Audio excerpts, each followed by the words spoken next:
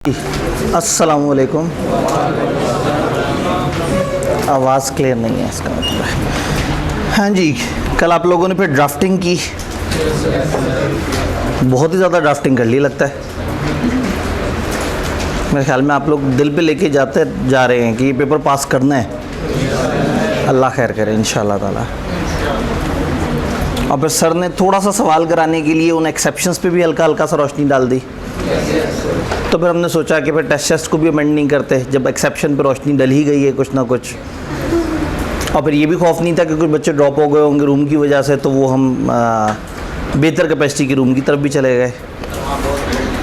वहाँ गर्मी थी जी बिल्कुल। अल्हम्दुलिल्लाह मैंने आपको जाने से पहले शुक्र अल्हम्दुलिल्लाह बता दिया था कि इस वक्त जो है ना एग्जिस्टेंस वर्सेस दिक्कत में जो है ना हम दिक्कत की तरफ जा रहे हैं। जो नीचे वाला कमरा था वहाँ गर्मी नहीं थी, लेकिन वहाँ पूरे ही नहीं आ रहे थे। तो मैंने फिर बताया था कि ऊपर एक प्रॉब्लम है कि वहाँ पे गर्मी ज़्यादा होगी, वो ज़रा ऊपर की तरफ एक्सपोज है। हालांकि वहाँ पे 4 एसी लगे हुए हैं और उसको सफिशेंटली कवर कर रहे हैं, लेकिन ज़ाहिर है वो बिल्कुल डायरेक्टली एक्सपोज्ड है और फर्स्ट फ्लोर और ग्राउंड फ्लोर की निस्बत फर्स्ट फ्लोर गर्म होता है। हाँ जी, वो कुछ करने गए हैं उसके साथ, कॉलर वाला लगा देंगे। चलें ठीक है, सही है जी। तब तक आवाज़ पीछे कुछ क्लियर आ रही है, थोड़ा सा कोशिश कर सकते हैं। चलें ठीक है। और शायद इस पंखे की वजह से आवाज़ रुक रही हो। उन्होंने कहा नहीं सर आवाज़ नहीं रुक रही, आपकी थोड़ी रुक रही है आवाज़, तो पीछे वाले बताएंगे ना जी। क्या पीछे आवाज़ सही पहुंच रही है? बंद कर दें। उन्होंने कहा जब हम तकलीफ़ में है ना, ये देखें ना, ये तो फिर होता है, ये तो आलमी मसावात है ना, एक दूसरे की केयर करनी है। तो बस आज ये बच्चे कुर्बानी देंगे। यहाँ पे कोई खातून बैठी हुई है, खातून इन सीटों पे ख़वातीन ने बैठना ही बंद कर दिया। ठीक है, उन्होंने कहा मैं मौजूद हूँ यहाँ पे। ये जो रेगुलेटर है अगर इधर तक हाथ जाता है ना, जो पंखे वाला है, इसको किसी एक तरफ गोल घुमाएं कि इसमें से कड़िच की आवाज़ आ जाए। हाँ, ऐसा लग रहा है दुनिया सुकून में आ गई। क्या अभी एंड पे आवाज़ क्लियर आ रही है? अब क्लियर आ रही है। तो इनका पंखा बंद हो गया ना, अब मज़ा आ गया। अब खेलने का मज़ा आएगा। ठीक हो गया जी। और क्या आपको कोड का पता है 1 और 3 का? ठीक है, सही है। हाँ, तो मतलब जब मैं बोलूँगा अभी नहीं, ठीक है। तो कहानी को आगे लेके चलते हैं। अब हमें कॉन्ट्रैक्ट समझ आ चुका हुआ है, हमें ऑफ़र समझ आ गई है, हमें एक्सेप्टेंस समझ आ गई है, हमें ये पता लग गया है कि कंपिटेंस ऑफ पार्टी किसे कहते हैं, हमें ये पता लग गया कंसिडरेशन किसे कहते हैं। ऑल दो उसका एक टॉपिक है जो हमने बचा के रखा हुआ है। एक्सेप्शंस सर ने हल्का सा आइडिया दे दिया था, मुझे दोबारा मौका मिला तो मैं ज़रूर उसको हाईलाइट कर दूंगा। और देन हमने देखा है कि लीगैलिटी ऑफ ऑब्जेक्ट और कंसिडरेशन कब नहीं होती, उसके कुछ मसलो मसाइल देखे थे।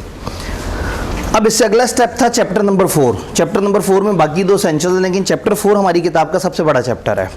और वही वाली बात है कि आते साथ ही आप लोगों को परेशान करना शुरू कर दें तो आपने टेंशन में आना था। तो अब मैंने कुछ छोटे छोटे से चैप्टर इस तरह के चूज़ किए हुए हैं कि अगले 1-2 दिन जो है वो हम छोटे छोटे से चैप्टर्स को जल्दी जल्दी कवर करेंगे, तो ताकि आपकी नंबर गेम भी बेहतर हो। वरना तो ये है कि भाई 2 दिन में हमने 2 चैप्टर किए हैं, चैप्टर 18 है।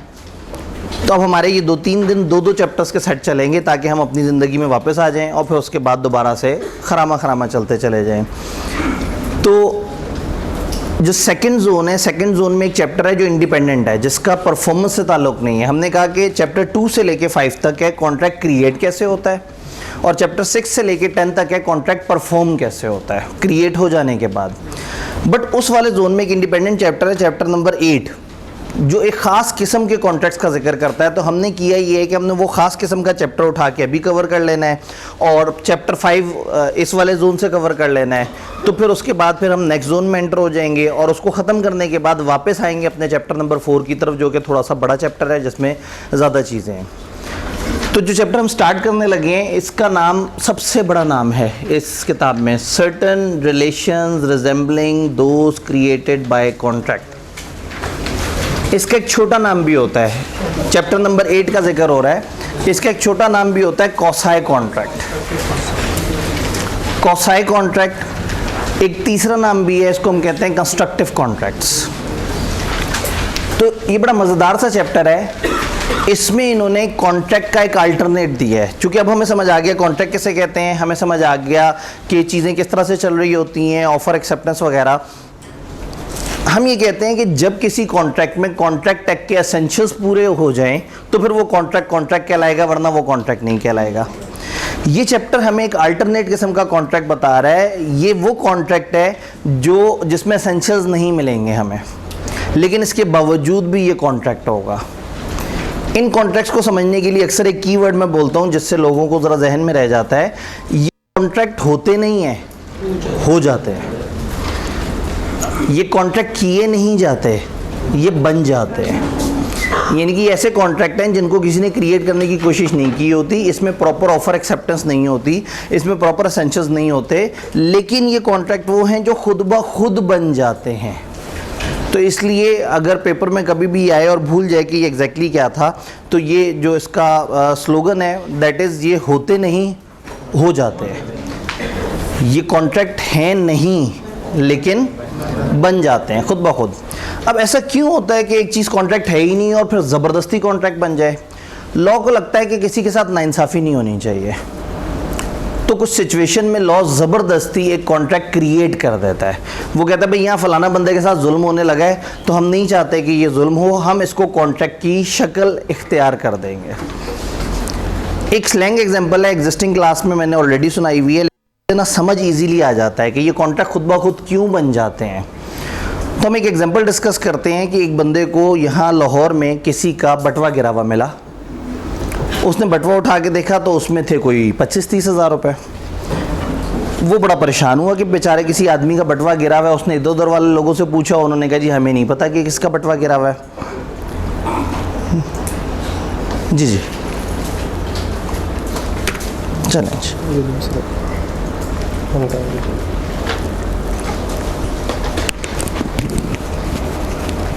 जी, आवाज़ कुछ बेहतर है, तेज़ भी करना है यहाँ से। जी क्या आवाज़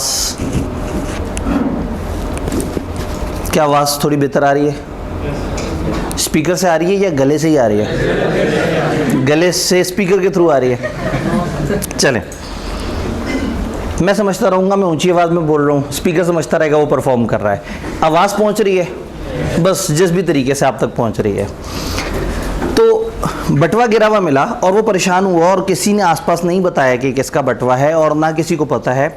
पैसे भी उसके अंदर 25-30 हज़ार रुपये पड़े हुए हैं। उसने सोचा कि जिसका बटवा गिरा है वो बहुत परेशानी में होगा। जब बटवे के अंदर आईडी कार्ड चेक किया तो आईडी कार्ड के अंदर एड्रेस था किसी दूसरे शहर का, गुजरांवाला का एड्रेस था। ठीक है, कराची का एड्रेस, कराची बहुत दूर हो जाएगा, मतलब फिर बटवे में पैसे ज़्यादा निकालने पड़ेंगे हमें ताकि जो है ना कराची तक का सफ़र भी अफोर्ड हो सके। तो चलें थोड़ा सा और दूर का शहर कर लेते हैं, रावलपिंडी। ठीक है जी, रावलपिंडी का एड्रेस था। कोई फ़ोन नंबर नहीं था कि रब्ता करें या इस तरह से। एक ही तरीका है कि आप उसके घर पहुंच जाएं और घर पहुंच के देख लें कि वो बंदा वहाँ मौजूद है या नहीं।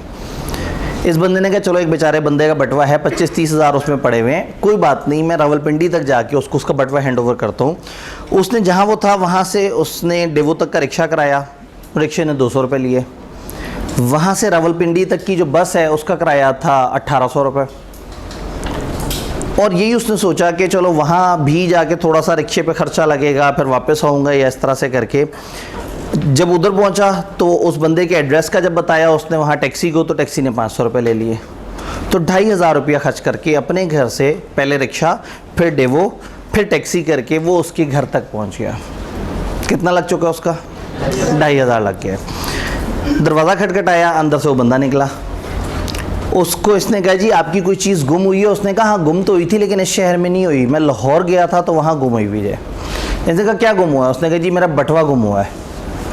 इसने कहा जी बटवे की कुछ निशानियाँ बताएं। वो भाई साहब ने सारी निशानियाँ बिल्कुल सही बता दी, इतने पैसे थे, ये डॉक्यूमेंट्स थे, फ़लाना फ़लाना फ़लाना। तो इस शख्स ने कहा जी वो बिल्कुल आप सही कह रहे हैं, आपका बटवा वहाँ गुम हो गया था, वहाँ गिरा हुआ था, मुझे नज़र आया, तो मैं वहाँ से यहाँ तक आपको बटवा देने आया हूँ। तो बंदा बड़ा खुश हुआ। उसने कहा आपका कोई रावलपिंडी में काम था जिससे आप आए? उसने कहा नहीं, मैं सिर्फ आपका बटवा देने के लिए आया, तकरीबन 2500 रुपये मेरे लग गए यहाँ आने में और जाने में भी तकरीबन 2500 रुपये लग जाएंगे। उसने कहा जी बहुत शुक्रिया, आप जैसे नेक आदमी कहाँ मिलते हैं आज के दौर में। उसने बटवा पकड़ा और चला गया अंदर। कुछ गलत हो रहा है, कुछ गलत हो रहा है। जब आपको फील हो रहा है तो उसे भी फील हुआ होगा, जो बेचारा खर्चा करके गया, नॉक किया उसने, कुछ मिस हो गया, उसने कहा मिस हो गया, ओ हाँ, खड़े हो गए, उसे सलूट मारा उसे। आप जैसे नेक आदमी कहाँ मिलते हैं, इन्हें कि शायद उसे ज़्यादा अप्रिसिएशन चाहिए, और वापस चला गया। भाई साहब ने फिर दरवाज़ा खटखटाया, उसने कहा जी गौर से सोचें, मैं 2500 रुपये खर्च करके यहाँ तक आए हूँ। बेचारा शर्म में भी ज़रा नहीं चाहता कि डायरेक्ट मुंह से कहते भाई पैसे। उसने कहा जी मैं 2500 खर्च करके आया हूँ, आपसे भी 2500 लगेगा, आपको लगता नहीं कि अब इस शुक्रिया के आसपास भी कुछ और भी होना चाहिए? उसने कहा अच्छा, आगे बढ़ के उसका माथा चूम लिया। उसने कि बंदा ना एक्स्ट्रा ऑर्डिनरी लेवल की ना वो चाह रहा है कि इसको थैंक्स मिले, इसको रिगार्ड मिले, इसको ग्रेटिट्यूड मिले, और अंदर चला गया। अब इसको शदीद गुस्सा, इस दफ़ा इसने ज़ोर से दरवाज़ा खटाया, जैसे ही बाहर निकला ये 5 फुट पीछे हो गया। उसने कहा अगर वो लेवल 4 तक चला गया ना तो उसे पहले समझाना ज़रूरी है कि भाई मुझे तुमसे मोहब्बत का इज़हार नहीं चाहिए, ज़रा रोको, ब्रेक लगाओ। तुम्हारे पास जो मैं बटवा लेके आया हूँ, मैंने आने जाने पे खर्चा किया है, तो तुम्हें नहीं लगता तुम्हें मुझे 5000 रुपये देने चाहिए? कम से कम जितना मेरा खर्चा है तुम मुझे मत इजाफी पैसे दो, मेरा खर्चा तो दो। तो उस बंदे ने पलट के कहा कि लॉ तो मैंने भी आब्दी साहब से पढ़ा है। उन्होंने कहा था एक्सेप्टर ऑफर का पता होना चाहिए उसे। तुमने कब ऑफ़र दी? तुम्हारी ऑफ़र कम्युनिकेट ही नहीं हुई। मैंने कब एक्सेप्ट किया कि तुम मेरे साथ ये एहसान करो? तुम्हारी मेरी कोई बात ही नहीं तय हुई, ना कोई कंसिड्रेशन तय हुई, ना कोई और मामला था, तो तुम्हें क्यों लगता है कि मुझे तुम्हें पैसे देने चाहिए? उसने कहा आब्दी साहब जिस दिन चैप्टर 8 करा रहे थे उस दिन तुम छुट्टी पे थे। उन्होंने कहा था कि कभी कभी कॉन्ट्रैक्ट होते नहीं हैं, हो जाते हैं। लॉ किसी बंदे के साथ जुल्म नहीं करना चाहता। अगर किसी एक ने कोई अच्छा काम किया है तो लॉ उसको ये फेवर देगा कि दूसरी तरफ से कानूनी तौर पे उसको इख्तियार मिल जाए कि उसके साथ कोई ज़्यादा अच्छी बात हो। तो ऐसे में कुछ नहीं तय हुआ, लेकिन आप लोगों को सुन के क्या लग रहा था, ये वाकया समझ के आपको क्या नज़र आ रहा था कि जस्टिफाइड क्या है कि वो बंदा अपने बटवे में से 25-30 हज़ार रुपये में से कम 5000, कम से कम 5000 तो निकाल के इस बंदे को दे जो इसका आने जाने पे खर्चा लगा है। इससे तो ये बराबर होगी सिचुएशन। और अच्छाई की तरफ जाना है तो असूलन 1-1.5 ऊपर दे दे, यार तुम बहुत अच्छे आदमी हो, मेरी इतनी कीमती चीज़ें तुमने मुझे ला के दे दी। तो अगर एक कॉन्ट्रैक्ट क्रिएट नहीं हुआ और in the absence of any contract law को लगता है कि पार्टीज़ की इक्विटी, पार्टीज़ की मसावात बरकरार करने के लिए यहाँ लॉ खुद ब खुद कॉन्ट्रैक्ट क्रिएट कर देना चाहिए, तो वहाँ कॉन्ट्रैक्ट क्रिएट हो जाएगा। ऐसे में ये बंदा अदालत जाके कह सकता है कि इस बंदे ने मुझे मेरा खर्चा नहीं दिया, जितना मर्जी वो शोर मचाए कि मेरा कोई कॉन्ट्रैक्ट नहीं हुआ था। यहाँ पे लॉ कहेगा कि भाई हम कॉन्ट्रैक्ट क्रिएट कर रहे हैं, ये कॉसाई कॉन्ट्रैक्ट है जो खुद ब खुद क्रिएट हो गया है। तो ये कॉन्ट्रैक्ट होते नहीं हैं, ये हो जाते हैं, ये खुद ब खुद बन जाते हैं। तो सबसे पहली इंपॉर्टेंट बात समझना ये है कि कॉसाई कॉन्ट्रैक्ट या certain relation resembling those created by contract से क्या मुराद है। क्या यहाँ तक बात समझ आ रही है? एक दफ़ा इसकी डिस्क्रिप्शन देखते हैं और सिर्फ इसकी 5 एग्जांपल्स हमारे सिलेबस में, हमारी किताब का तकरीबन सबसे छोटा चैप्टर है। ऐसे में हमें लेवल 3 तक जाना पड़े। 3 जज़ाकल्लाह। Certain relations resembling those created by contract. Quasi contract कैसे कहते हैं? An obligation impose by law, एक ऑब्लिगेशन जो कौन इम्पोज कर रहा है? Law. In absence of any agreement between the parties के दरमियान एग्रीमेंट ना होने के बावजूद एक ऐसा ऑब्लिगेशन जो कौन इम्पोज कर रहा है? लॉ। अ कॉसाई कॉन्ट्रैक्ट, जो कॉसाई कॉन्ट्रैक्ट है, ये एक एक्चुअल कॉन्ट्रैक्ट नहीं है बट इज लीगल सब्सटीट्यूट, लेकिन ये लीगल मुतबादिल है।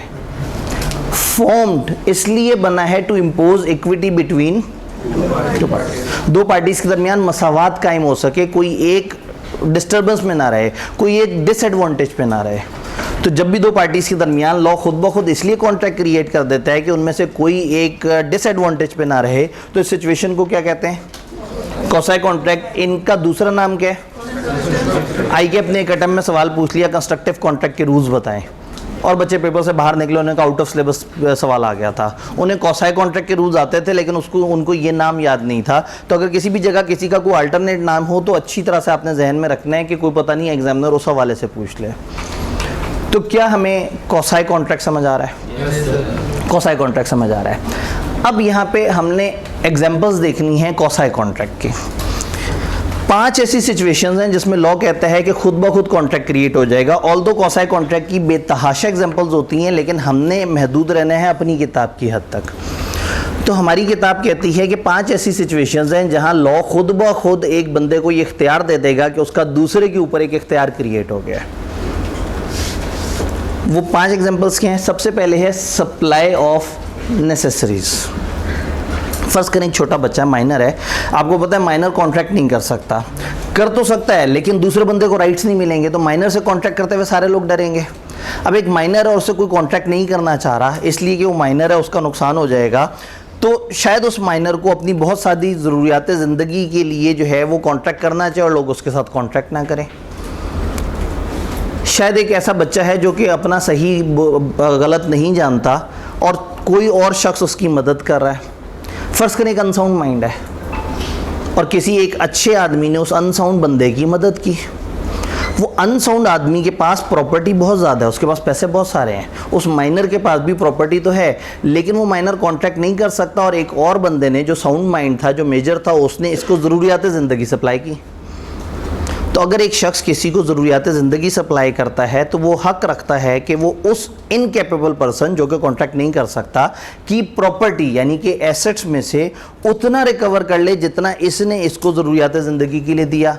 अब किसी ने उस बच्चे को खाना खिलाया, उसे शेल्टर दिया, उसके लिए चीज़ें ला के दी, ज़रूरियात ज़िंदगी उसे सप्लाई की, तो वो नेक आदमी जिसने अपने पैसों से ये सारा काम किया, उस नेक आदमी का हक है कि वो उन माइनर या अनसाउंड माइंड की प्रॉपर्टी यानी कि एसेट्स में से उतना क्लेम कर सके।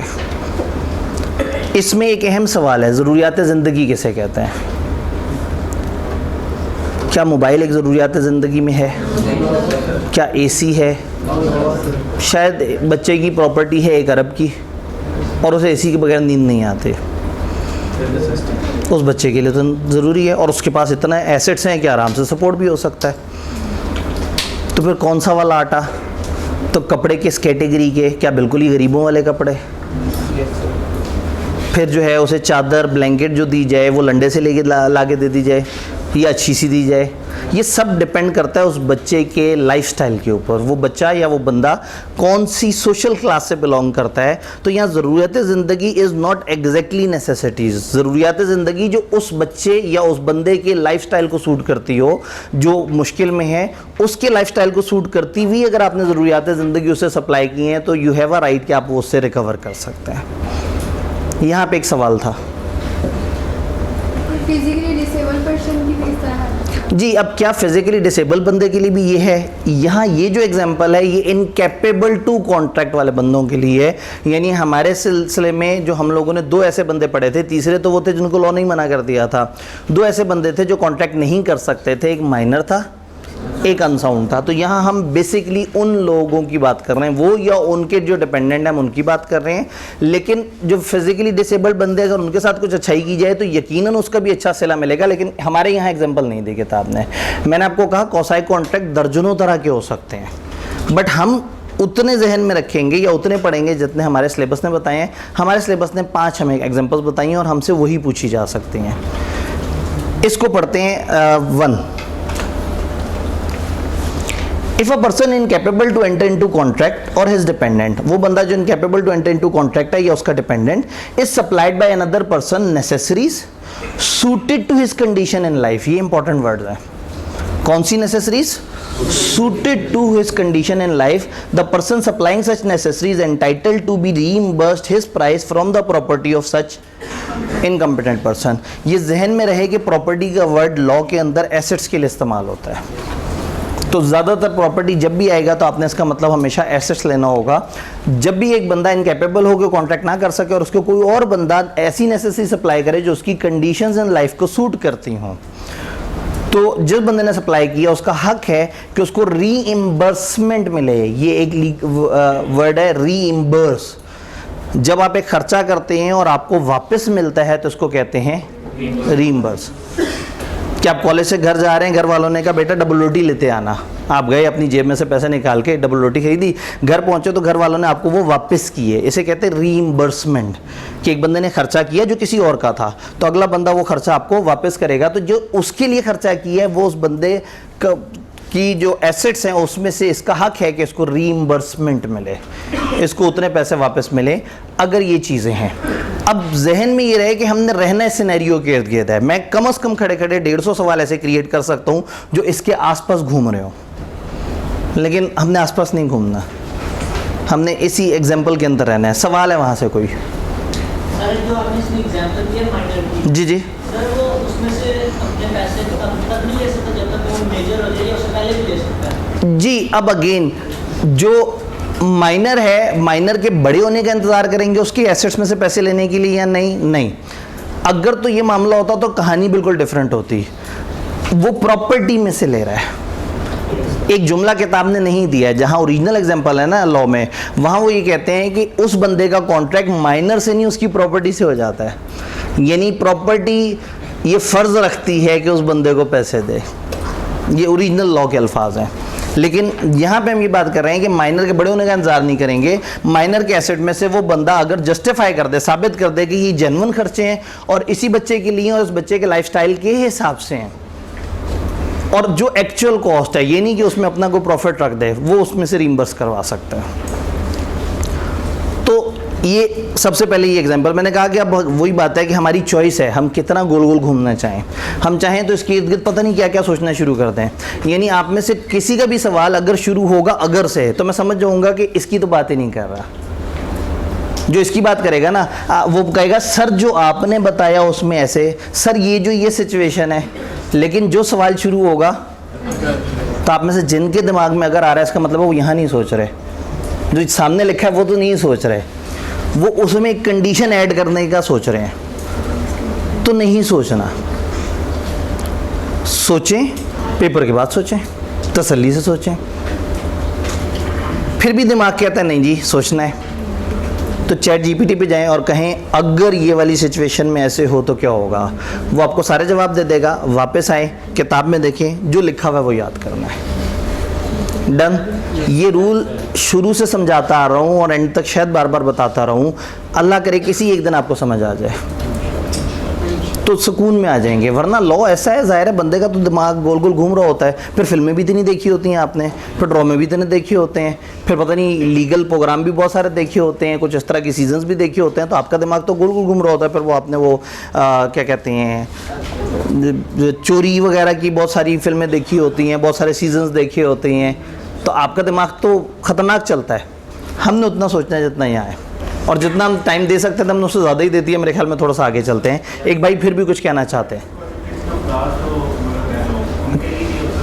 क्या चीज़? जो डिस्क्वालीफाइड पर्सन्स हैं, क्या उनके लिए हम बात कर रहे हैं? मैंने पहले बताया कि हम incapable to enter into contract की बात कर रहे हैं, वो जो इस काबिल नहीं है कि कॉन्ट्रैक्ट में एंटर हो सकें। तो डिस्क्वालीफाइड वालों को हम नॉर्मली इसमें काउंट नहीं करते, क्योंकि डिस्क्वालीफाइड वालों के लिए कानून ने कोई ना कोई सलूशन ज़रूर निकाला होता है, तो वो उनको हम यहाँ कवर नहीं कर रहे हैं। वैसे भी आप एलियन एनिमी को तो नेसेसिटी सप्लाई नहीं करेंगे, और जो जेल में है उसको जेल वाले नेसेसिटी सप्लाई कर देंगे, और जो इंसॉल्वेंट है गवर्नमेंट उसकी टेक केयर कर रही है, और जो एम्बेसडर है उसे हमारी ज़रूरत ही नहीं है। तो टेक्निकली ये सारी चीज़ें उन चारों पे अप्लाई ही नहीं होने वाली। अब आगे चलते हैं। एक एग्जांपल हमने देख ली, एग्जांपल्स भी तो 5 हैं। फाइंडर ऑफ गुड्स, जैसे भी थोड़ी पहले हमने एग्जांपल की बात की, यहाँ थोड़ी सी डिफरेंट है। मैंने जो एग्जांपल दी थी आपको समझाने के लिए, वो समझाने के लिए थी, लेकिन ये फाइंडर ऑफ गुड्स का मतलब है अगर किसी एक शख्स को किसी दूसरे की चीज़ पड़ी हुई मिल जाए। फॉर एग्जाम्पल आप में से कोई क्लास से बाहर निकल रहा है और एक बेंच पे एक किताब पड़ी हुई उसे मिल गई, तो क्या जिम्मेदारी है उस बंदे की जिसको वो किताब पड़ी हुई मिली है? उसकी ओनर को ढूंढे। अच्छा, ओनर को जिस वक्त ढूंढ रहा हो किताब बाहर रखी हुई और वो बारिश में भीग रही हो, नहीं, किताब की भी केयर करे। कितनी केयर करे? जितनी अपनी किताबों की केयर करता है। अब वो अमानत है उसके पास, किताब को संभाल के रखे, ओनर को ढूंढने की कोशिश करे, कितनी कोशिश करे, हल्का सा लेफ्ट राइट देख के हल्का सा पूछे इस किताब का मालिक कौन है, कोऑर्डिनेशन वालों के पास जाए, कॉलेज वालों के पास जाए, भाई अनाउंस करें, ये करें, मैसेज चलाएं, मतलब हर मुमकिन प्रॉपर कोशिश करे ओनर को ढूंढने की। और जब तक ओनर नहीं मिलता अमानतदार के तौर पे उसको संभाल के रखे, और जब ओनर मिल जाए उसको हैंड ओवर कर दे। ये इसकी जिम्मेदारी हैं। फिर अगली जिम्मेदारियाँ उस ओनर की हैं कि वो इस बंदे को इसकी सारी जो मेहनत है और मुशक्क़त है उस पर जो खर्चा लगा है या जो इजाफी देना चाहे तो फिर वो उसकी ज़िम्मेदारी बन जाएगी। बट इस वक्त ये एग्जांपल अगली वाली ज़िम्मेदारी की नहीं है, पिछली वाली ज़िम्मेदारी की है। जिसको मिली है उसकी क्या ज़िम्मेदारी है? तो जिसको मिली है उसने कंज्यूम नहीं करना, जिसको मिली है उसने बेच नहीं देना, जिसको मिली है उसने ढूंढने की कोशिश करनी है। अगर नहीं ढूंढेगा तो समझा जाएगा कि उसके दिल में खोट है, बेईमानी की नीयत है। तो वो ढूंढने की कोशिश करे और असल ओनर को मिल जाए तो उसको, अदरवाइज हम कहेंगे उसने रॉन्गफुल कन्वर्जन कर दिया, वो एसेट अपने नाम पे कन्वर्ट करने की कोशिश की है, तो ये उसकी जिम्मेदारी है। दो एक्सेप्शंस हैं। लॉ कहता है 2 केसेस में आप एक बंदे की चीज़ अगर आपको मिली है तो आप बेच भी सकते हैं।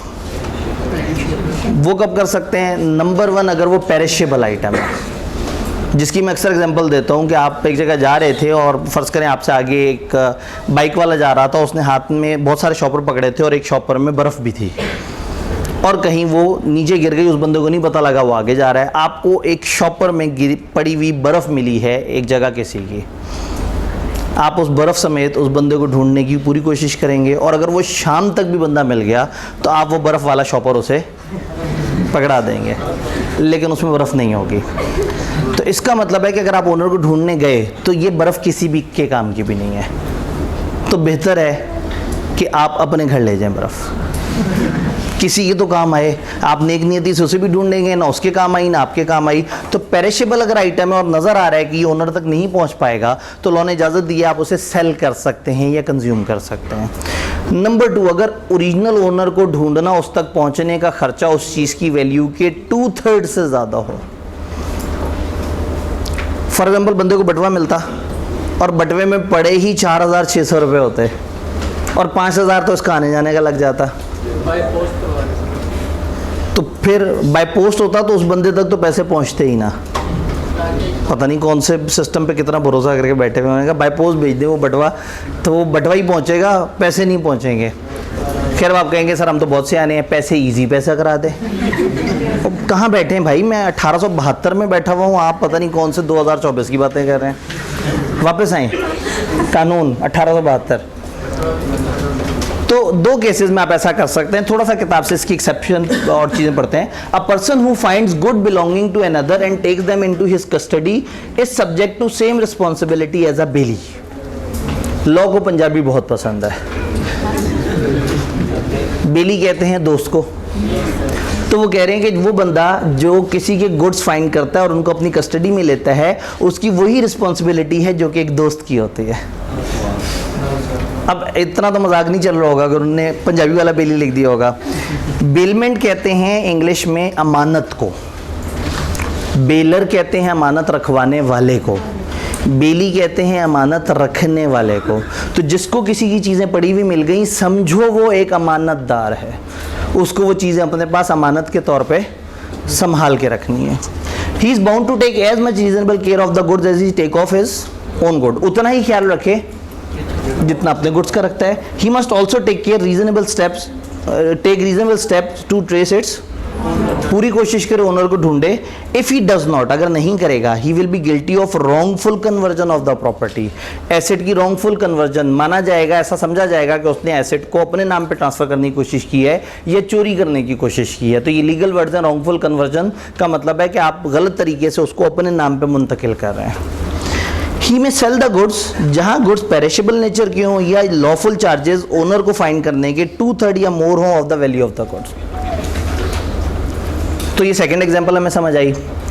वक्त कम है और मुकाबला सख्त है और ये क्रैश है, तो हम इसको ज़रा रेगुलर क्लास की तरह रखें। तो मैं आगे 2-3 और एग्जांपल देके जैसे ही चैप्टर खत्म होता है, अगला चैप्टर ओपन करने से पहले आप लोगों से कुछ और सवाल ले लूँगा। ये दूसरी एग्जाम्पल भी हमें समझ आ गई। एक आध छोटी एग्जाम्पल बीच में आगे देखते हैं। Payment by mistake or under coercion. Mistake कहते हैं गलती को, कोर्शन कहते हैं जोर ज़बरदस्ती। आपने फ़र्ज़ करें किसी को पैसे ट्रांसफ़र करने थे और आपने पैसे ट्रांसफ़र करते हुए अकाउंट नंबर या फ़ोन नंबर या इजी पैसा नंबर गलत डाल दिया, ध्यान नहीं गया, पैसे ट्रांसफ़र हो गए। जिसको पैसे ट्रांसफ़र हो गए उसका आपसे कोई ताल्लुक नहीं। आप उससे जाके कहेंगे मेरे पैसे, तो वो कहेगा मेरा तुम्हारा कब तय हुआ था कि तुम जो पैसे मेरे पास रखवाओगे मैं तुम्हें वापस दूंगा। तो लोग कहता है इस तरह का मजाक नहीं होगा। अगर बाय मिस्टेक किसी के पैसे दूसरी की तरफ चले गए हैं तो जिसके पास गए हैं उसके वाजिब है कि वो से वापस करे। सेम गोज़ विद क्वेश्चन, अगर किसी से कोई ज़ोर ज़बरदस्ती पैसे ले गया और बाद में मामला सामने आ गया और वो बंदा पकड़ा गया, तो जिससे पैसे लेके गया उसका हक है कि वो दूसरे वाले बंदे से पैसे वापस ले सकता है। हालांकि इनके दरमियान कोई कॉन्ट्रैक्ट क्रिएट नहीं हुआ, लेकिन कौसाई कॉन्ट्रैक्ट होता ही तब है जब आपस में कोई कॉन्ट्रैक्ट ना हो। तो a person to whom money has been paid or anything delivered by mistake or under coercion must repay or return it. उसे रीपे करे या रिटर्न करे। ठीक है, जहन में सवाल आ रहे होंगे तो आप लोगों ने लिख लेने हैं, क्योंकि अभी मैंने कहा कि हम एक दफ़ा ये 3 एग्जांपल्स देख लें फिर एंड पे आपके सवाल लेते हैं। ऑल्दो ये याद रहे कि क्रैश कोर्स है, इसमें ये वाला तो चक्कर ही नहीं होता, लेकिन चलें आज हमारे पास कुछ ना कुछ अगर गुंजाइश है, जहाँ नहीं होगी गुंजाइश में ब्रेक लगा के आगे पढ़ाना शुरू कर दूंगा। तो जिसको पैसे दे दिए गए गलती से या जिसको किसी डर की वजह से पैसे दे दिए गए, तो बाद में आप वो पैसे उससे रिकवर कर सकते हैं। ये तीसरी तरह की एग्जांपल हो गई। एक स्टेप आगे चलें तो यहाँ पे आता है नहीं, पेमेंट बाय इंटरेस्टेड पर्सन। अगर एक शख्स किसी पेमेंट में इंटरेस्टेड है, एक पेमेंट है, वो पेमेंट होने में किसी और को भी फ़ायदा है, जबकि वो पेमेंट उसकी नहीं है, किसी और की पेमेंट है। आप हॉस्टल में रह रहे हैं, 2 बंदे रह रहे हैं, आपने किराया दे दिया अपने से का, आपके रूममेट ने किराया नहीं दिया और उसके ज़िम्मे लीगली वाजिब है कि वो किराया दे। हॉस्टल का जो ओनर है वो बड़ा तंग आया हुआ, वो कह रहा है इस कमरे के लड़के ठीक नहीं हैं, इस कमरे के बच्चे ठीक नहीं हैं, या इस कमरे में जो लड़की हैं वो जो है वो पैसे नहीं दे रहे, इनको हमने निकाल देना है। उसने नोटिस दे दिया इस कमरे के मकीनों का अगर पूरा किराया नहीं आया तो इस कमरे में जितने लोग रह रहे हैं हम उनको हॉस्टल से निकाल देंगे। अब एक बेचारा शरीफ आदमी, एक शरीफ स्टूडेंट, उसने तो पैसे दे दिए अपने, लेकिन जो उसका रूममेट है उसने पैसे नहीं दिए और हॉस्टल का मालिक ये मानता है कि इनको कमरे से निकाल दिया जाएगा अगर इस कमरे से रिकवरी ना आई। पैसे देने उसने, पैसे उसने ना दिए तो आप भी निकाले जाएंगे। तो ऐसे में आप कहलाएंगे इंटरेस्टेड पर्सन। तो आप घबरा के उसके हिस्से के पैसे दे देंगे। दे दिए पैसे, उसने आप दोनों को नहीं निकाला। अब आपका हक है कि आप अपने उस रूममेट से पैसे मांग सकते हैं, कानूनी तौर पे मांग सकते हैं। उसकी लीगल ड्यूज थे, आपने पे कर दिए, आपका हक है कि आप उससे रिकवर कर सकते हैं। लेकिन आपसे 4 कमरे दूर एक बच्चे ने पैसे नहीं दिए थे और आपने जाके उसके पैसे दे दिए और वो आपको वापस ना करे, तो आपका कोई लीगल हक नहीं है, क्योंकि आपने पेमेंट रहमदिली में की है और यहाँ पेमेंट की है एज अ इंटरेस्टेड पर्सन, वो बंदा जिसका उस पेमेंट होने में इंटरेस्ट है। तो नॉर्मली इसकी एग्जांपल यूँ भी दी जाती है कि आप एक किराए के मकान में रह रहे हैं और गवर्नमेंट की तरफ से नोटिस आया हुआ है कि इस मकान का प्रॉपर्टी टैक्स नहीं दिया हुआ, अगर ऐसा नहीं है तो हम इस घर के सारे लोगों को निकाल देंगे या घर को गिरा देंगे। अब आप किराएदार हैं, मालिक मकान ने टैक्स नहीं दिया लेकिन निकाले आप जाएंगे, लीगल ड्यूज़ हैं, तो आप पे कर दें। जब पे कर दें तो आपका लीगल हक है कि आप अपने मालिक मकान से रिकवर कर सकते हैं। तो यहाँ अ person who is interested in the payment of money, वो बंदा जो इंटरेस्टेड है किसी भी पेमेंट ऑफ मनी में, which another is bound by law to pay, जो किसी और की जिम्मेदारी है कि उसने बाय लॉ पे करना है, एंड हु पेज इट, वो जो इंटरेस्टेड था उसने पे कर दिया, is entitled to be reimbursed by the. अगर एक बंदा एक पेमेंट के लिए पाबंद है और उसको वो दूसरा बंदा पे कर देता है जो उसमें इंटरेस्टेड है, तो यहाँ जो इंटरेस्टेड पर्सन है वो मेन बंदे से रिकवर कर सकता है। हमारे कॉलेज में अक्सर ऐसा होता है, हम क्या करते हैं, हम ये समझते हैं कि जब लोग फिज़िकल क्लास लेने के लिए आएंगे तो वो बीच बीच में छुट्टियां करनी शुरू कर देंगे, तो फिर उनको ऑनलाइन क्लास की ज़रूरत भी होगी। तो हम अभी तक ये करते आ रहे थे कि हम फिज़िकल ऑनलाइन का एक इकट्ठा पोर्टल बच्चों को दे देते थे कि भाई आप फिज़िकल क्लास भी मिलेगी, ऑनलाइन भी मिलेगी, और थोड़े से इजाफी पैसे लेते थे। तो बच्चे फिर किसी और के साथ कॉन्ट्रैक्ट कर लेते थे, कहता था फिज़िकली मैं पढ़ता रहूँगा, ऑनलाइन तुम पढ़ते रहना। अब होता ये था कि किसी दिन हम पोर्टल बंद कर देते थे क्योंकि फिज़िकल पढ़ने वाले ने पैसे नहीं दिए होते थे। तो उस गरीब का भी नुकसान हो जाता था जो इसके साथ एक लोकल कॉन्ट्रैक्ट करके बैठा होता था। वो बच्चा कई दफ़ा आके कॉलेज में पेमेंट कर जाता था, और फिर जब उसने पेमेंट कर दी, जो किसने करनी थी, असल जिसका पोर्टल है, और इसने कर दी क्योंकि ये इंटरेस्टेड पर्सन था कि अगर इसका दाखला खारिज होगा तो वो भी फारिग हो गया। तो अब वो बंदा हक रखता है कि वो इस बंदे से रिकवर कर सके। आप समझ आए इंटरेस्टेड पर्सन किसे कहते हैं? आप बड़े अच्छे तरीके से समझ आ गए। ठीक है जी। तो कोई भी शख्स जो इंटरेस्टेड हो किसी पेमेंट में, वो उस पेमेंट को कर दे। तो जिस बंदे की असल में पेमेंट है उससे वो हक रखता है, लेकिन वो लीगल पेमेंट होनी चाहिए। और वाकई ऐसा ना हो कि गवर्नमेंट नहीं, किसी और बंदे ने आगे नोटिस दिया हो कि जी प्रॉपर्टी टैक्स जमा करा दें, और आपने घबरा के उस बंदे के हाथ में पैसे पकड़ा दिए हो। तो लीगल ड्यूज़ होने चाहिए, लॉफुल ड्यूज़ होने चाहिए। अगर आपने पे कर दिए तो आप उसको रिइंबर्स करने का हक रखते हैं। ये एग्जांपल, अगली एग्जांपल देने के बाद आपसे थोड़े से सवाल ले लेते हैं। आखिरी example, person enjoying benefit of non, ये लफ्ज़ पढ़ के बताएं ये क्या है। इसके कई एक्सेंट हैं। अमेरिकन में ग्रेटोशस, ब्रिटिश में ग्रेटिशियस, पंजाबी में ग्रेटिशियस, कुछ भी, मतलब जो मर्जी बोल दें। शुक्र उन्होंने पूछना तो है ही नहीं हमसे, नहीं तो ज़्यादा परेशान हो तो हम लिख के और गूगल से कहते हैं भाई हमें सुना दो, फिर वो कहेगा ये यूएस वॉइस है, हम कहेंगे अच्छा हमें उस वाली वॉइस में भी सुना दो। तो खैर टेंशन नहीं लेनी, इस तरह के किसी लफ्ज़ को इजाज़त नहीं देनी कि आपके कॉन्फिडेंस को तार तार कर दे।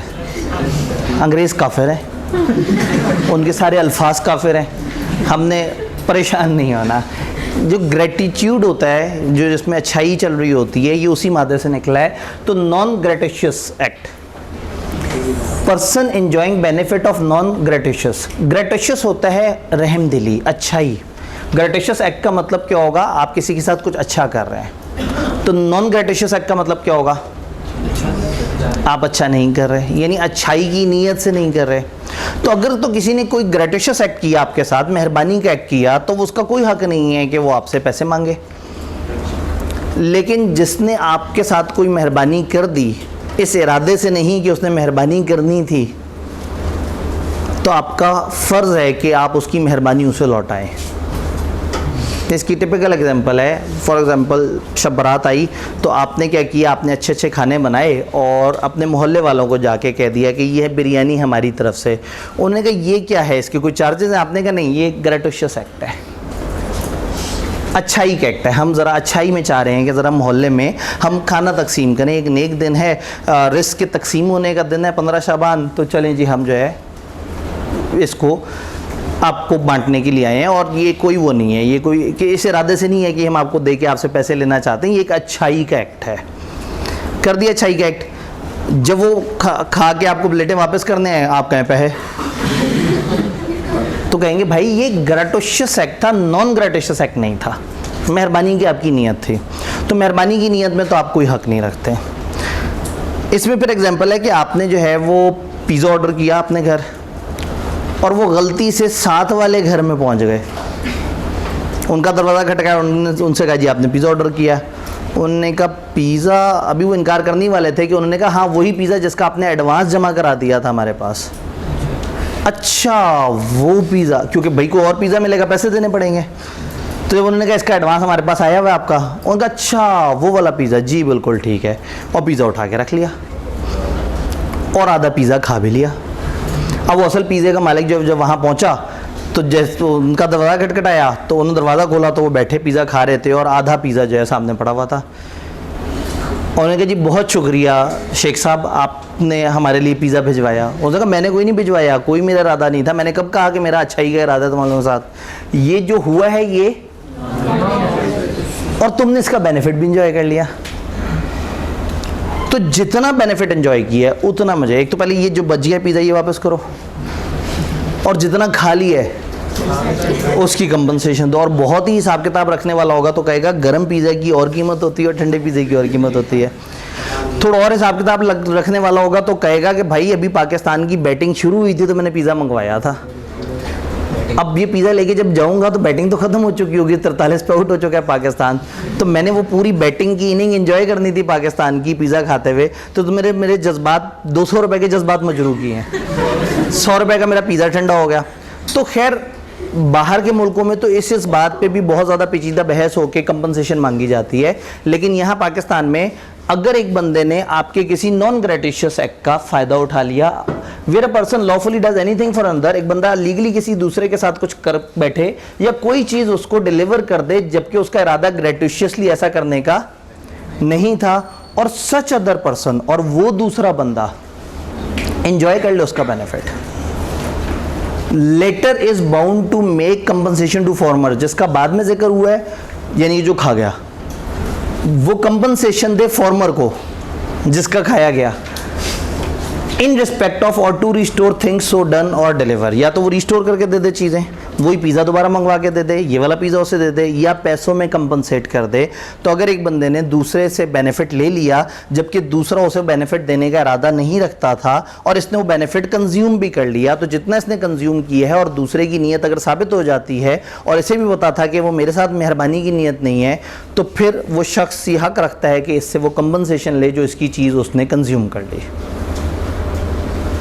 यहाँ पे ब्रेक लगाता हूँ और अगला चैप्टर स्टार्ट होने से पहले अगर आप लोगों को 2-3 सवाल हों। वाह, सवाल ही नहीं है, ये तो ज़बरदस्त बात है जी। सर वो जो आपने पॉइंट बताया कि लाइट वो ऑन कर दीजिएगा दोनों। 30,000 रुपीज़ होते हैं उसमें। जी जी बिल्कुल, मैंने एक एग्जांपल मैं बता दूं, मैंने वो एग्जांपल दी थी इसलिए नहीं कि किताब ने वो एग्जांपल दी है, मैंने वो एग्जांपल आपको ये समझाने के लिए दी थी कि हमें समझ आए कि क्यों कानून जज्बाती हो जाता है और एक बंदे को उसके हक देने पे तुला हुआ होता है। वो जो बटवे वाली एग्जांपल में जो कुछ हो रहा था ना, वो इस एग्जांपल में नहीं है। इस एग्जांपल में तो बटवा पकड़ने वाले बंदे की जिम्मेदारी है, जिसको वापस मिला उसकी जिम्मेदारियाँ उसमें उस तरह से नहीं थी जी। उसमें सर आपने बताया ना कि 5,000 का उसका जो है ना किराया लगता है। जी मैंने ये बताया अपनी उस एग्जांपल में जो कि किताब का हिस्सा नहीं है जी। ऑन एवरेज सर अगर उसका इकोनॉमी क्लास में वो सफ़र करता तो उसका 5,000 में हो सकता था, लेकिन वो जानबूझ के कि पैसे ज़्यादा हैं तो मैं लग्जरी क्लास में सफ़र कर लेता हूँ। हाँ, अब ये एक डिबेट होगी आगे कि उस बंदे ने जान के खर्चा बढ़ाने की कोशिश तो नहीं की। तो चैप्टर 9 मोस्ट प्रॉब्ली इंशाल्लाह कल हम उसमें ये पढ़ेंगे कि अगर एक बंदा जान के कोई खर्चा बढ़ाने की कोशिश करे तो फिर उसको नहीं मिलता, यानी अगर साबित हो जाए कि उसने जान के नुकसान बढ़ाने की कोशिश की है तो फिर अदालत उसको उतना ही कंपनसेशन दिलवाएगी जितना रीज़नेबल बनती है। तो वही वाली बात है कि उसने हवाई जहाज़ पे फिर रावलपिंडी नहीं पहुंच जाना, तो वो फिर अदालत उसको रीज़नेबल देखती है। प्रॉब्लम ये है कि हमारे सिलेबस में ना लॉ का थोड़ा सा टच है, उसके बाद अदालत में कब किस तरह से इस पर क्या क्या जरा होगी वो नहीं है, तो हमने सामने का जवाब देना होता है। हमने पीछे वकील बन के ये नहीं सोचना होगा उसने ऐसे करके वैसे करके तैसे करके किया होगा तो इस लफ्ज़ का दूसरा मतलब क्या होगा और तीसरा मतलब क्या होगा। जो गुड़ से मर जाए उसे जहर देने की ज़रूरत ही नहीं है।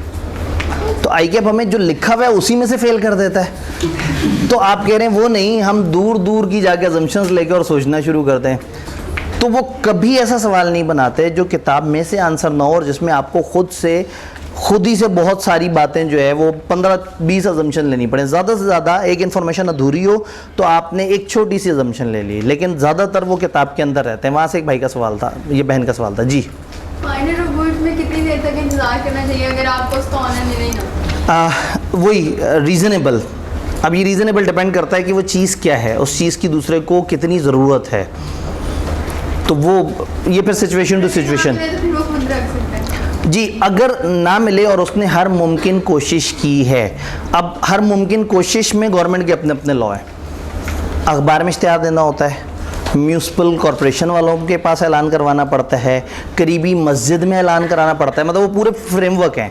प्रॉब्लम ये है कि वो इन्होंने हल्का सा आइडिया दिया है, लेकिन हम उसको डेप्थ में जाएंगे तो उसके अंदर कोई ना कोई 2 और कानून निकल आएंगे कि इश्तिहार देने का, राब्ता करने का क्या तरीका है। डन। चैप्टर नंबर 8 था, मेरे ख्याल में आखिरी 2 सवाल, बस ये आखिरी 2 सवाल जी। अगर क्या हो जाए,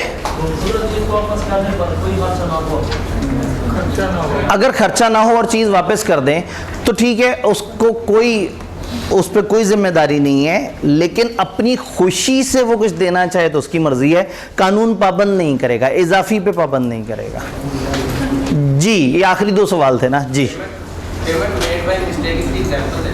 पेमेंट मेड बाय मिस्टेक, अभी अगर गौर से देखें तो मैंने अब वो एग्जांपल ही तो दी थी जी। चलें ठीक है, इन्होंने कहा जी उस वक्त तो इजी पैसा नहीं था तो एग्जांपल उस ज़माने की दें। एक बंदे ने एक ख़त में रकम डाली और अपने एक एजेंट से कहा कि भाई वो सियालकोट में एक साहब से हमारा कॉन्ट्रैक्ट हुआ था और बहुत ही निहायत इज़्ज़त एहतराम से ये ख़त जाके आपने उन्हें देना है, वो इसे खोलेंगे, इसमें से पैसे निकालेंगे। और ये भाई साहब गए और इंतहाई इज़्ज़त एहतराम से उनके पड़ोसी को ख़त दे आए। एजेंट की गलती है, बिल्कुल सही है, मिस्टेक गलती को ही कहते हैं। अब गलती हो गई, अब जब गलती हो गई, एजेंट से गलती हो गई, और एजेंट किसका है? एजेंट गलती करेगा तो फंसेगा कौन? ओरिजिनल बंदा। इसके बारे में हम कल चैप्टर 10 में पढ़ेंगे कि करता गलती एजेंट है, फंस बेचारा प्रिंसिपल जाता है। प्रिंसिपल कहते हैं जिसका एजेंट होता है। तो एजेंट ने गलती कर दी, वो बेसिकली आपकी गलती मानी जाएगी। गलती से किसी और को पेमेंट हो गई, जिस किसी और को पेमेंट हो गई उसका अब क्या फ़र्ज़ है कि वो ख़त उठा के साथ वाले साहब को दे दे कि भाई आपका ख़त गलती से मेरे पास आ गया था। तो हमने 1872 में ख़त के अंदर रखे हुए पैसों से सियालकोट जाके पेमेंट करवा दी। ये आखिरी 2 सवाल थे क्योंकि वो अब अगले चैप्टर की तरफ चलते हैं।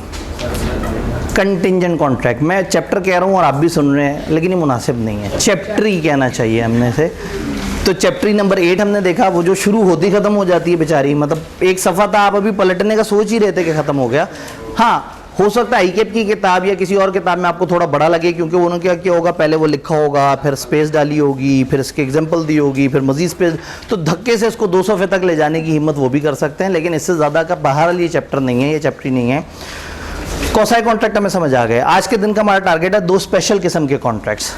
कौसाई कॉन्ट्रैक्ट जो होते नहीं, खुद ब खुद हो जाते हैं। कंटिंजेंट कॉन्ट्रैक्ट जो हमारा इस टाइम पे टारगेट है, कंटिंजेंट कॉन्ट्रैक्ट क्या होते हैं? कंटिंजेंट ये वर्ड थोड़ा सा मैच्योर इंग्लिश का है, प्रोफेशनल इंग्लिश का है। अक्सर लोग कहते हैं भाई मैं तुमसे ये जो बात कर रहा हूँ ये कंटिंजेंट है फलाना चीज़ के ऊपर, ये डिपेंडेंट है। अगर आपसे कोई पूछे हाँ जी पाकिस्तान सेमीफाइनल में पहुंचेगा, तो आप कहेंगे पहुंच सकता है अगर बांग्लादेश साउथ अफ्रीका को हरा दे, अफ़गानिस्तान ऑस्ट्रेलिया को हरा दे, इंग्लिस्तान के बल्ले टूट जाएं, इंडिया मर जाए, तो पाकिस्तान सेमीफाइनल में पहुंच जाएगा। तो ये जो आप सारी बातें कर रहे होते हैं ना, ऐसे कंटिंजेंसीज कहते हैं। कंटिंजेंसी एक ऐसी चीज़ जो हो भी सकती है और नहीं भी हो सकती। तो फिर कंटिंजेंट कॉन्ट्रैक्ट क्या होंगे? जो हो भी सकते हैं और नहीं भी हो सकते। समटाइम क्या होता है, कॉन्ट्रैक्ट करते वक्त आप फंसे हुए होते हैं, आपको डाउट होता है, क्योंकि आपको पता आपने एक दफ़ा कॉन्ट्रैक्ट कर लिया ना किसी के साथ कि भाई मैं आपको 25 तारीख को ये चीज़ सप्लाई करूंगा, अगर उस दिन आपने ना सप्लाई किया तो आप पे पेनल्टी पड़ जाएगी। और अगर आप इस डर के मारे कॉन्ट्रैक्ट ही ना करें तो आपने एक अपॉर्चुनिटी मिस कर दी। तो होता ये है कि समटाइम कॉन्ट्रैक्ट करते वक्त आप शुरू में उसमें कंटिंजेंसी ऐड कर देते हैं, उसे कंटिंजेंट बना देते हैं।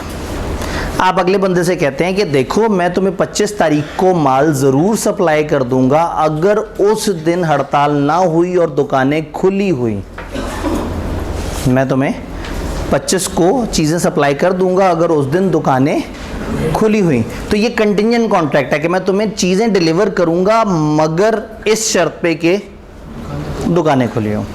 इसका मतलब है कि अगर उस दिन दुकानें खुली हैं तो ये कॉन्ट्रैक्ट एक जेन्युइन वैलिड कॉन्ट्रैक्ट बन गया, क्योंकि दुकानें खुली, वो कंडीशन पूरी हो गई, अब कॉन्ट्रैक्ट अदा करना पड़ेगा। और अगर उस दिन दुकानें बंद हुई तो ये कॉन्ट्रैक्ट वॉइड हो जाएगा। बनाते समय वॉइड नहीं था, उस वक्त हमें नहीं पता था कि उस दिन दुकानें खुली होंगी या नहीं होंगी, उस दिन गवर्नमेंट अचानक से बंद तो नहीं कर देगी। हाँ, लेकिन अगर आपको पहले से ही पता है कि वो दिन छुट्टी का है तो ये कंटिंजेंसी नहीं है। कंटिंजेंसी ऐसी चीज़ है जिसकी हैपनिंग या नॉट हैपनिंग का आपको फ्यूचर आने से पहले नहीं पता। तो होता ये है कि समटाइम कॉन्ट्रैक्ट करने वाले कॉन्ट्रैक्ट के अंदर अल्फाज ऐसे रखते हैं जो डिपेंडेंट होते हैं किसी इवेंट के ऊपर। वो इवेंट होगा तो ये चीज़ ऐसे होगी वरना नहीं होगी। तो इस चीज़ को हम कहते हैं कंटिंजेंट कॉन्ट्रैक्ट। ये कॉन्ट्रैक्ट टू डू भी हो सकता है, कॉन्ट्रैक्ट नॉट टू डू भी हो सकता है। ये contract dependent upon happening of event भी हो सकता है, नॉन हैपनिंग ऑफ इवेंट भी हो सकता है। एक टिपिकल एग्जांपल जिससे बात समझ आ जाती है कि एक बंदे ने दूसरे से कहा मैं तुम्हें मलेशियन गुड्स सेल करूंगा अगर मेरा बहरी जहाज आ गया तो, I will do this if वो इवेंट हैपन। आप कहते हैं अगर मेरा बहरी जहाज नहीं आया तो मैं तुम्हें लोकल माल सप्लाई कर दूंगा, आई विल डू दिस। अगर वो इवेंट ना हुआ, डज नॉट हैपन। और रिवर्स भी हो सकता है, मैं तुम्हें इंपोर्टेड चीज़ नहीं दूंगा अगर बहरी जहाज ना आया, I will not do this if event does not happen. मैं तुम्हें लोकल माल दे दूंगा अगर बहरी जहाज ना आया। यानी कि आप कोई भी टोन रख सकते हैं, इवेंट हो गया तो, इवेंट ना हुआ तो, मैं ऐसा करूंगा या मैं ऐसा नहीं करूंगा। तो किताब से अगर पूछें 3, जज़ाकल्लाह, किताब से पूछें तो कहते हैं contingent contract is a contract to do और not to do, contract to do something और not to do something if some event, कोई भी event collateral connected to such contract does और डज नॉट हैपन। अगर कोई event हुआ या ना हुआ तो मैं करूंगा या नहीं करूंगा, तो 4 चीज़ हो सकती हैं। आई विल डू दिस अगर does happen, I will not do this if does happen, I will do this if does not happen, I will not do this. तो कुछ भी लॉ ने हमें इजाज़त दे दी कि कॉन्ट्रैक्ट करते वक्त अगर आपको डाउट लग रहा है तो आप एब्सोल्यूट कॉन्ट्रैक्ट मत करो, आप कंटिंजेंट कॉन्ट्रैक्ट कर लो। कंटिंजेंट कॉन्ट्रैक्ट और कॉन्ट्रैक्ट में कंडीशन होने में फ़र्क है। कॉन्ट्रैक्ट में कंडीशन था कि आप कहते हैं मैं कॉन्ट्रैक्ट करने जा रहा हूँ और मैं ऐसे ऐसे करके तुम्हें सप्लाई करूँगा। कंटिंजेंट कॉन्ट्रैक्ट का मतलब है इनकी एग्जिस्टेंस ही उस दिन साबित होगी जिस दिन वो इवेंट हो जाएगा। बात समझ आ रही है? जिस दिन वो कंडीशन मीट हो जाएगी। तो do something, not to do something, if does और डज नॉट हैपन, क्या चीज़? वो इवेंट जो क्या है, कोलैटरल है, कनेक्टेड है उस चीज़ से।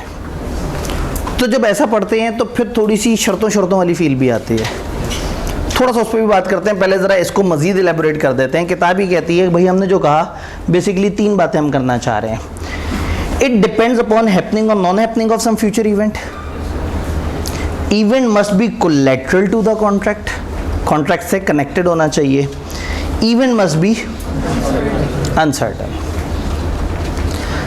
अगर एक बंदा कहे कि जी अगर पाकिस्तान इंडिया से हार गया तो मैं आपको मलेशियन गुड्स सप्लाई नहीं करूंगा क्योंकि मेरा दिल टूट चुका होगा, ये कंटिंजेंट कॉन्ट्रैक्ट नहीं है।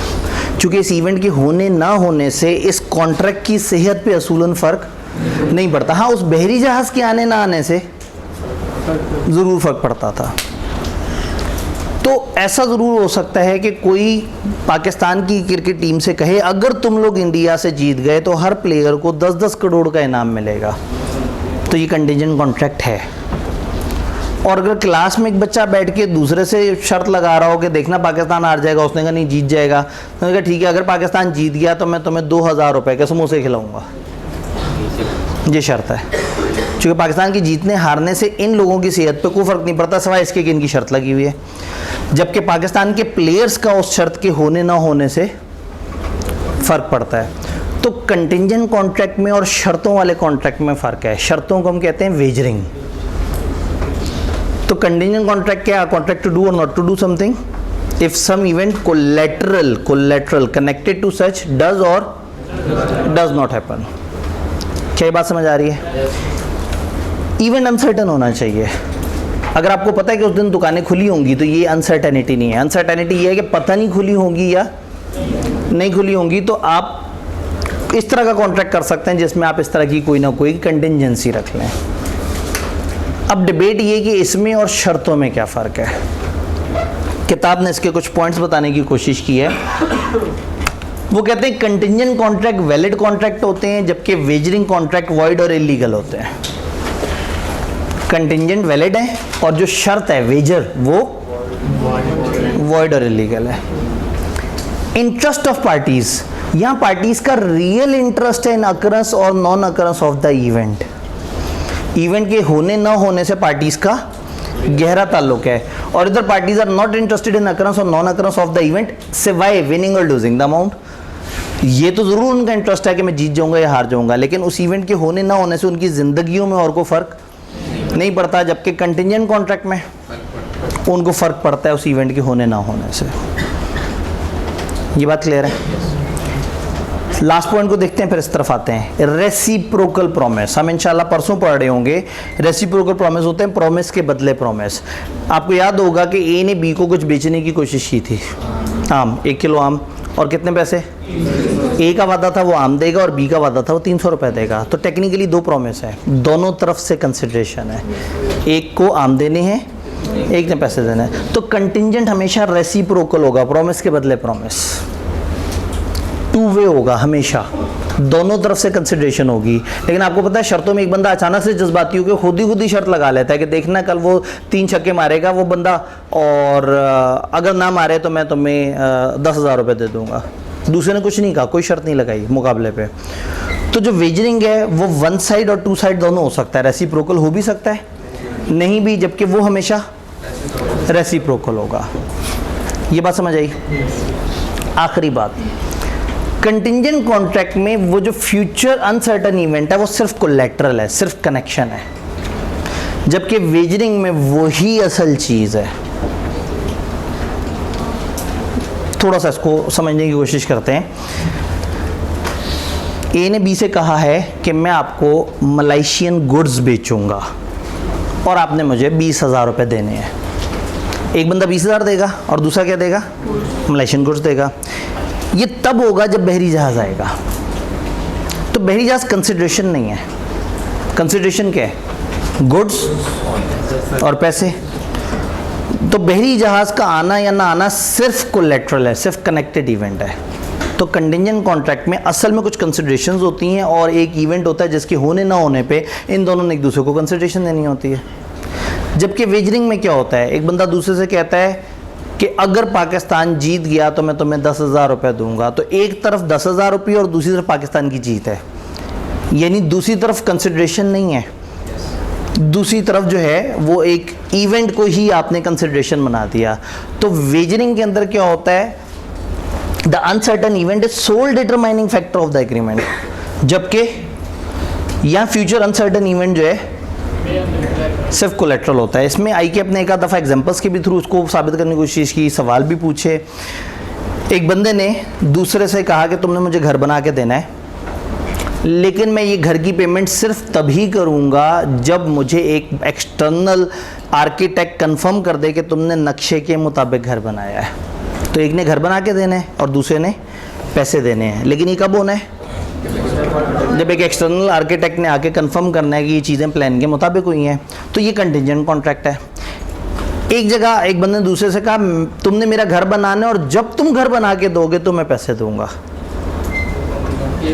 तो ये कंटिंजेंट नहीं है, चूँकि इसमें शर्त बाहर की नहीं है। घर बनाना तो कंसिडरेशन है, तो मुझे घर बना के दो मैं तुम्हें पैसे दे दूँ। बात समझ रहे हैं? तो कंटिंजेंट तब होगा जब दोनों तरफ की कंसिडरेशन के अलावा कोई एक तीसरा इवेंट होगा जिसके होने ना होने पे ये कॉन्ट्रैक्ट की हैपनिंग या नॉट हैपनिंग डिपेंड कर रही होगी।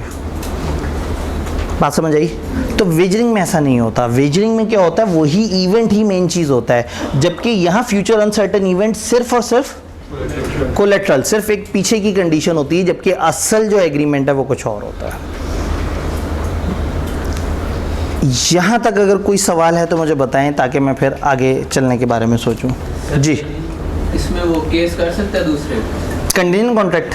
कंटिंजेंट कॉन्ट्रैक्ट एक वैलिड कॉन्ट्रैक्ट है। अगर इवेंट हो गया तो वैलिड है, इवेंट ना हुआ तो वॉइड है। अभी ये जो सामने स्लाइड आ रही है इस पे यही डिस्कस करना है, ये कब वैलिड होगा और कब वॉइड होगा। और वेजिंग तो है ही गलत, जब वॉइड है, वेजिंग शुरू से ही वॉइड है, वॉइड एब इनिशियो है, था ही गलत।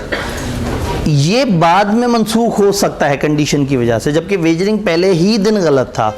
वेजरिंग के ऊपर भी चैप्टर 4 में मजीद डिस्कशन भी हमारी होगी इंशाल्लाह। जी,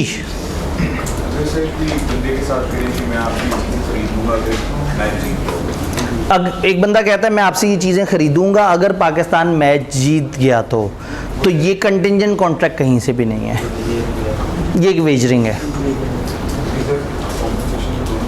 जी, अब इसमें कंपनसेशन तो नहीं चाहिए। आपने एक बंदे से कहा, आप उससे लड़ें, आप झगड़ा करें, उसका गिरबान पकड़ें, आप उसको घूंसे मारें, आप उससे पैसे वसूल करें। आप भाई, एक बंदे ने एक कैंटीन वाले से कहा कि पाकिस्तान जीत गया, भाई तेरे पास पकौड़े खाने आएगा। अच्छा, पाकिस्तान जीत गया और भाई पकौड़े खाने नहीं आया, अब पकौड़े वाला जाके उससे पर्सनल कैपेसिटी में उसे चपेड़े कराए, उसके साथ जो मर्जी करे, लेकिन अदालत नहीं जा सकते। आप समझ रहे हैं वॉइड क्या चीज़ है? पकौड़े वाला पकौड़े बना के बैठा है, अदालत तो मशरूमों के साथ भी। जी बिल्कुल। अब पकौड़े वाले ने उसके एक वादे पे पकौड़े बना लिए, और वादा क्या था? वेजरिंग वाला, शर्त वाला वादा। भाई मजलूम का एहसास करते हुए ये ज़रूर देखना है कि आपने कोई वॉइड या इलीगल चीज़ तो नहीं कर दी। एक बंदे ने दूसरे से कहा यार बंदा मरवा दो, उसने जाके बंदा मरवा दिया और आगे कहा मेरे पैसे। इसने कहा मैं तो नहीं दूंगा, वो रोता हुआ अदालत चला गया। उसने कहा जी आप मजलूमों का साथ दें, मैं बंदा मार के दिया, ये मुझे पैसे ही नहीं दे रहे। तो इसका मतलब है कि अदालत भी सपोर्ट कहाँ करेगी? जहाँ लॉफुल बात हो रही है, जहाँ पे कोई वॉइड चीज़ नहीं है। वॉइड का असल मकसद मतलब क्या है? अदालत की पावर ख़त्म। वॉइड का मतलब है उस चीज़, वो इन्फोर्सेबल बाय लॉ ही नहीं रहा। अब आप जाके कहीं से भी उसको वो नहीं कर सकते कि इस तरह से हुआ उस तरह से हुआ है। हाँ, किसी तरीके से बड़े अच्छे वकील के थ्रू आप कौसाए कॉन्ट्रैक्ट के अंदर धक्के से उसे लाने की कोशिश करें तो अलग है, लेकिन लॉ कह देगा हमने मना किया था शर्तें नहीं लगानी। हम आगे चल के चैप्टर 4 में पढ़ेंगे कि जब आप शर्तें लगाते हैं तो उसकी रिकवरी भी नहीं हो सकती, उसकी बेस पे कुछ भी नहीं हो सकता। शर्त पे लॉ को बड़ा गुस्सा है। चैप्टर 4 में पूरा यूनिट शर्त के ऊपर है। इधर तो हमने सिर्फ उसको कंपेयर किया है, चैप्टर 4 में तो बड़ी लंबी चौड़ी बहस है उसके ऊपर। अगर दोनों चीज़ें एक साथ हो, एक बंदा वेजरिंग करके पैसे अर्न करेगा, उसके बाद उससे गुड्स खरीदेगा। उन्होंने कहा जी एक बंदा अगर वेजरिंग करके पैसे अर्न करेगा और बाद में गुड्स खरीदेगा। इन्होंने कहा ग्राउंड फ्लोर गलत है और फर्स्ट फ्लोर सही है, तो एक काम कर देंगे सिर्फ ग्राउंड फ्लोर गिरा देंगे, तो क्या होगा? तो इसका मतलब है कि जो बेस गलत है तो ऊपर जितना मर्जी अच्छी बात कर लें वो भी गलत। तो अगर एक कॉन्ट्रैक्ट गलत हो पहला और उसके बाद दूसरा सही हो तो दोनों फारिग हो जाएंगे। हाँ, अगर पहला वाला सही हो और दूसरा वाला गलत हो तो फिर ऊपर का फ्लोर गिराएंगे ना। चैप्टर 7 का एक पॉइंट भी पढ़ लिया हमने, लगे हाथों। वापस इधर आते हैं, ऐसा ना हो कि फिर हम आगे बहते चले जाएं।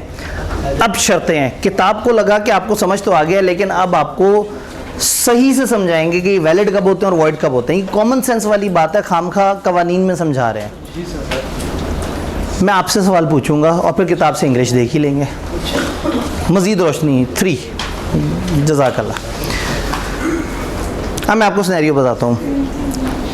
एक बंदे ने कहा कि अगर बहरी जहाज़ आएगा तो मैं आपको मलेशियन गुड्स सेल करूँगा।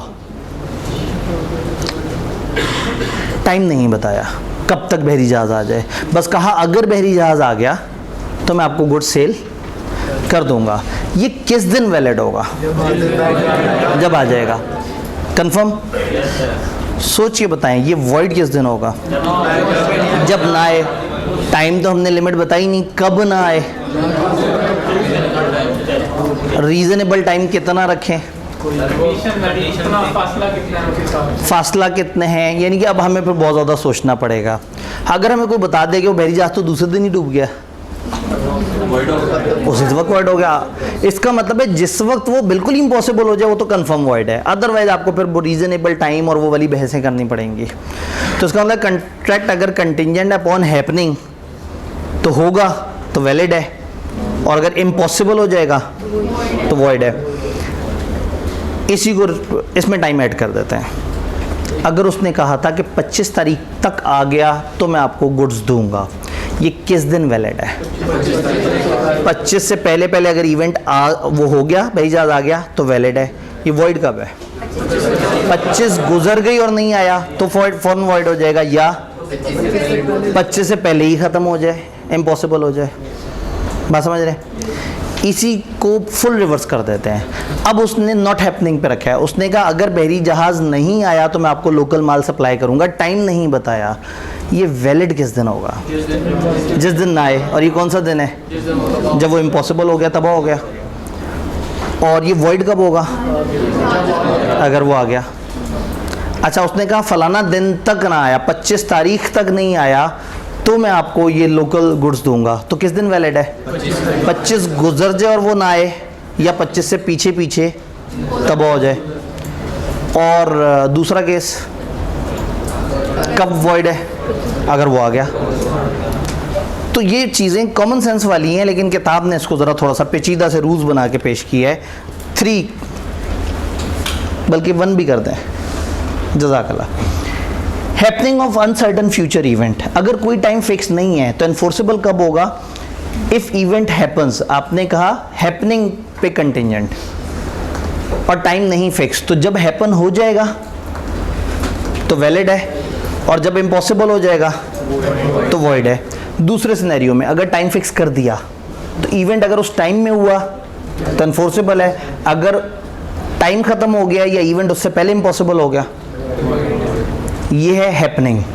नॉन हैपनिंग में ये चीज़ें उधर चली जाएंगी और ये चीज़ें इधर आ जाएंगी। अगर आप गौर से देखें, जो ये लिखा हुआ है वो यहाँ आ गया और जो ये लिखा है उलट हो गया ना। फिर भी पढ़ लेते हैं। नॉन हैपनिंग, टाइम फिक्स नहीं किया तो जिस दिन इम्पॉसिबल हो गया नॉट हैपन है, वैलिड। और अगर हैपन हो गया तो वॉइड हो जाएगा, क्योंकि आपने कहा था नॉट हैपन। टाइम फिक्स किया हुआ है, टाइम एक्सपायर हो गया या वो इवेंट उससे पहले इम्पॉसिबल हो गया तो वैलिड। और अगर इवेंट हो गया उस टाइम में वॉइड। तो देखने में पेचीदा से रूल है, लेकिन ये कॉमन सेंस वाले हैं। पेपर में इस कुछ याद की ज़रूरत नहीं है, खुद से बैठ के आपने एक एक करके अगर आप बनाएंगे तो आप सही बना रहे होंगे। जल्दी से आखिरी 2 रूल्स की तरफ आते हैं ताकि हम चीज़ों को लेके चलें। 6 रूल्स हैं। 5वां rule, contingent on happening of impossible event. अगर आपने इवेंट ही इम्पॉसिबल रखा है, आपको अगर पता है कि बहरी जहाज़ डूबा हुआ है और आप कहें अगर मेरा बहरी जहाज़ आ गया, तो ये है ही वॉइड। और ख़ास तौर पे चूंकि आपको पता है तो आपने दूसरे के साथ धोखा किया तो उसके जुर्माने वगैरह भी देने पड़ सकते हैं। हाँ, आपने दूसरे के साथ एग्रीमेंट कर लिया कि अगर बहरी जहाज़ आ गया, आपको भी नहीं पता उसे भी नहीं पता, लेकिन बहरी जहाज़ डूबा हुआ है, तो चूंकि वो असल में डूबा हुआ है तो ये एग्रीमेंट क्या है? Void. Such agreement are void whether impossibility of event is known or not to the parties to agreement at the time when it is made। अगर 2 बंदे मिलके एक ऐसा एग्रीमेंट कर रहे हैं जो एक ऐसी चीज़ पे कंटिजेंट है जो इम्पॉसिबल है, आपको पता है या नहीं पता, अगर वो इम्पॉसिबल है तो अदालत की नज़र में वो वॉइड है, क्योंकि उसने होना ही नहीं है एनफोर्सेबल। ये 5वां रूल। और 6वां रूल इस चैप्टर का सबसे technical point, future conduct of a person. इसके लिए एक दफ़ा 1-3 ज़रा लाइट ओपन करनी पड़ेगी, थोड़ा सा समझना पड़ेगा ज़बानी। Future conduct of a living person. Sometime contract किसी इवेंट पे डिपेंड नहीं कर रहा होता, किसी इंसान के एक्शन पे डिपेंड कर रहा होता है। फ़र्ज़ करें मैं आपसे कहूँ कि अगर हम लोगों ने, या चले हम लोगों नहीं, मैं कहता हूँ अगर मैंने संडे को आप लोगों की कोई स्पेशल 10 घंटे की क्लास रखी तो मैं आप लोगों को समोसे भी खिलाऊंगा उस क्लास में। सर रख लें फिर, अगर बात समोसों तक आ गई है तो हम 10 घंटे कबूल हैं। अभी तक तो आप इल्म जैसी बकवास चीज़ दे रहे थे, समोसे जैसी अगर पायदार चीज़ आप दे रहे हैं तो 10 घंटे की क्लास भी रख लें। अच्छा, तो टीचर ने कहा अगर मैंने संडे को स्पेशल क्लास रखी तो मैं आपको समोसे खिलाऊंगा। चलो समोसे तो एक स्लैंग बात हो गई, कोई इस तरह का कॉन्ट्रैक्ट जिसमें एक बंदे के एक्शन पे, तो ये किस दिन वैलिड है? अगर मैंने वो संडे को क्लास की और क्लास भी 10 घंटे की। अच्छा, ये इवेंट मेरे एक्शंस पे डिपेंड कर रहा है ना, किसी मार्केट की अनसर्टेनिटी पे तो नहीं डिपेंड कर रहा कि पता नहीं कोई तूफान आएगा नहीं आएगा, बहरी जहाज़ पहुँचेगा नहीं पहुँचेगा, मेरे एक्शंस पे डिपेंड कर रहा है। अगले दिन क्लास में आके कहूँ कि मैं सोच रहा हूँ हमें करने की ज़रूरत नहीं है संडे पे क्लास, तो आप उसी वक्त समोसों पे फातिहा पढ़ लेंगे। आप कहेंगे अब तो कहानी ही ख़त्म हो गई। क्या संडे आ गया है? कोई पता नहीं, सैटरडे की शाम दोबारा से मैं कह दूँ, लेकिन वो जो ओरिजिनल कॉन्ट्रैक्ट था वो ख़त्म हो गया। तो जब कॉन्ट्रैक्ट कंटिजेंट होता है future conduct of a living person पे, and that person does anything, वो बंदा कुछ ऐसा करे विच रेंडर्स इट इम्पॉसिबल, जो उसको इम्पॉसिबल बना दे कि अब वो वैसा करेगा जैसा कॉन्ट्रैक्ट में लिखा था, तो कॉन्ट्रैक्ट खुद ब खुद ख़त्म हो जाएगा। Other than further contingency, further contingency नहीं सोचनी कि हो सकता है अगले दिन सर को फिर दोबारा से रहम आ जाए। जब सर ने एक दफ़ा कह दिया कि संडे को क्लास नहीं करनी, तो वो जो शुरू में संडे की कंटिजेंसी थी वो सारी की सारी ख़त्म हो गई। ये बात समझ आई जी? अगर आप बुला लें और 9:30 घंटे पढ़ा के आपके निकल जाते, हाँ, तो ये तो मेरी चालाकी होगी ना। लॉ मासूमों को क्या करेगा? लॉ मासूमों को क्वांटम मैरियट का राइट देगा, सिलेबस में नहीं है, आपने सर्च कर लेना है क्वांटम मैरियट। मैरिट जो है ना उसमें बीच में एक यू फिट कर देना है, ठीक है, MER के बाद UIT कर देना है। तो क्वांटम मैरियट की एक लॉ का रूल होता है, मैं बड़ी हैरत है कि हमारी किताब में क्यों नहीं लिखा हुआ। इस चैप्टर से कनेक्टेड रूल होता है, लेकिन नहीं लिखा हुआ तो मैं ज़रा बाउंड हूँ। तो आप थोड़ा सा सर्च कर लेंगे तो वो आपको बता देगा कि उसमें क्या रूल होता है। फिर आप किसी और क्लास की कोई क्लास रखना, मतलब किसी और सब्जेक्ट की कोई क्लास रखनी होगी। बड़ी ज़बरदस्त बात कर दी।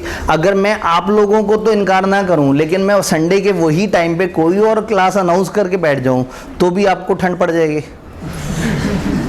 इसका मतलब है if I does any thing which makes it impossible कि मैं वो करूं जो लिखा था, तो अब कॉन्ट्रैक्ट क्या हो जाएगा? वर्ड हो जाएगा। इसको एक दफ़ा एग्जांपल में देखते हैं, 1 3 दोनों कर दें, ये काम बात बड़ी अहम है। If future event is the way in which a person will act at an unspecified time. Future event अगर एक एक्शन है जिस पे कोई बंदा कभी भी एक्शन वो काम कर सकता है, the event shall be consider to become impossible. मान लिया जाएगा कि इवेंट क्या हो गया? Impossible. When such person does anything, जब वो कुछ ऐसा करे विच रेंडर्स इट इम्पॉसिबल, जो इस चीज़ को नामुमकिन बना दे, that he should so act. अगर वो कुछ ऐसा करे जिसके बाद वो ऐसा ना कर सके। So act within any definite time और otherwise than under further contingency. Further contingency से हट के सोचना है। तो अगर एक बंदे ने कोई ऐसा एक्शन किया जिस एक्शन के बाद वो दूसरा एक्शन नहीं करेगा, तो फिर आपको समझ जाना चाहिए। इसमें एक स्लैंग एग्जांपल दी जाती है, एक ज़माने में ICAP की किताब में भी होती थी, फिर उन्होंने गायब कर दी, उन्हें मुनासिब नहीं लगा, कि एक बंदे ने एक खातून से कहा कि अगर मैंने आपसे शादी की तो मैं आपको डायमंड की रिंग गिफ्ट करूंगा। और कुछ दिनों बाद वो खातून को उस बंदे की शादी की खबर मिल गई। एक बंदे ने कहा अगर मैं आपसे शादी करूं तो मैं आपको डायमंड की रिंग दूंगा, और उस खातून को पता लगा कि उस बंदे ने किसी और से शादी कर ली। इस इवेंट का मतलब है इफ़ ही डज एनीथिंग जिसके बाद वो इम्पॉसिबल हो गया। कंटिजेंसीज में पॉसिबल है। अगर वो बंदा दोबारा से शादी के बारे में सोचे तो इतना आगे नहीं सोचना। उन्हें पता था बीलो के जो बच्चे हैं ना वो बहुत दूर चले जाएंगे, कहते भाई इतना नहीं सोचना, अदरवाइज अंदर। तो अगर फ्यूचर इवेंट एक वे है कि एक बंदा एक्ट करेगा, हाँ भाई ये बंदा शादी करेगा, लेकिन ये इवेंट इम्पॉसिबल हो जाएगा जब वो बंदा कुछ ऐसी गिरी हुई हरकत कर ले जो इसको इम्पॉसिबल बना दे। उसने कुछ ऐसा किया जिसके बाद इसकी शादी खत्म। फर्दर कंटिजेंसी नहीं सोचनी जी। ये भी हो सकता है कि बंदा ही मर जाए, उससे तो कॉन्ट्रैक्ट खुद ही इम्पॉसिबल हो जाएगा। तो वो हम आगे चल के पढ़ेंगे कि बंदे के मरने से कॉन्ट्रैक्ट किस तरह से ख़त्म हो जाते हैं। ये बात समझ आई? अब इसकी लैंग्वेज थोड़ी सी टेढ़ी है, तो एक अल्टरनेट लैंग्वेज इसकी है। अगर आपको ये ना पसंद आए तो आप वो कानूनी लैंग्वेज ये है, if future event depends on someone's action at an unspecified time, it's considered impossible if that person does something making it impossible for them to act that way within a specific time or under different conditions। तो अगर आपको हमेशा से इससे लगाव रहा है इस वर्डिंग से तो आप इसको वो कर लें, अदरवाइज इसकी थोड़ी सी डिफरेंट, इसको एक खास लेवल से ज़्यादा साफ नहीं किया जा सकता है। जुमला ऐसा है कि इसमें छोटी छोटी सी बहुत सारी बातें हैं। तो अगर कंटिजेंसी किसी की एक्शन के ऊपर और वो नहीं कुछ और एक्शन कर ले जिससे ये एक्शन ख़त्म हो जाए, तो हम कहेंगे कि ये वाला मामला बिल्कुल ही ख़त्म हो गया। वक्त ज़्यादा होता तो एक दो और एग्जांपल वो करते हैं क्लास में, तो शायद हमने वो दादा पोता बेटे वाली भी पता नहीं क्लास के अगर कुछ बच्चे बैठे हों तो। जी भाई का आखिरी सवाल लेते हैं और उसके बाद चूँकि बाहर वाले बच्चे भी बेचारे तंग हैं। जी अगर एक मिनट ज़रा सुनने दें, पहले ख़वातीन को निकलने देना है। जी सवाल क्या है?